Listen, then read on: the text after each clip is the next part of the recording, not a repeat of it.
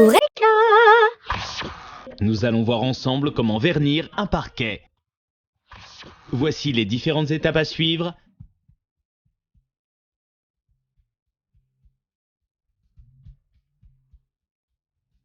Et le matériel dont vous aurez besoin. Une ponceuse à bande, une cale à poncer, du papier de verre fin, moyen et gros, de la pâte à bois, une spatule, du vernis, un pinceau spalter, un aspirateur et enfin une serpillière.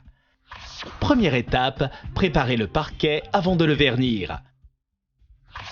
Avant de commencer, si votre parquet est neuf ou en bon état, sachez que vous n'avez pas besoin de le préparer.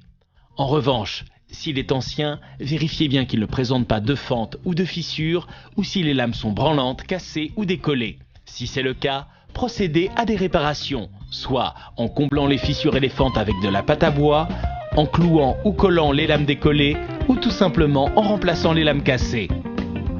Deuxième étape, poncez le parquet. Poncez une première fois avec un papier à gros grains. Poncez une seconde fois avec du papier à grains moyens. Et enfin, poncez une troisième fois avec du papier à grains fins pour bien lisser le parquet.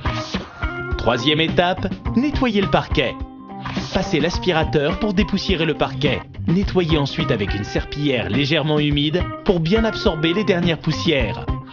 Quatrième et dernière étape, vernissez le parquet. Trempez le spalter au tiers des poils dans le vernis et serrez sur le rebord du pot pour éliminer le trop-plein.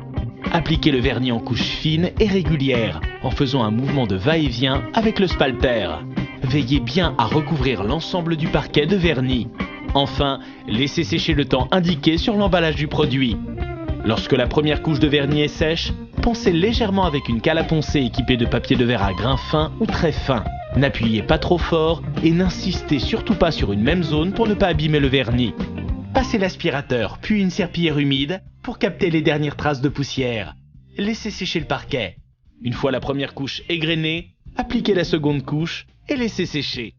Égrenez la seconde couche et appliquez la troisième couche. Pour finir, laissez sécher votre vernis à l'abri des courants d'air. Et voilà, et maintenant, c'est à vous de jouer.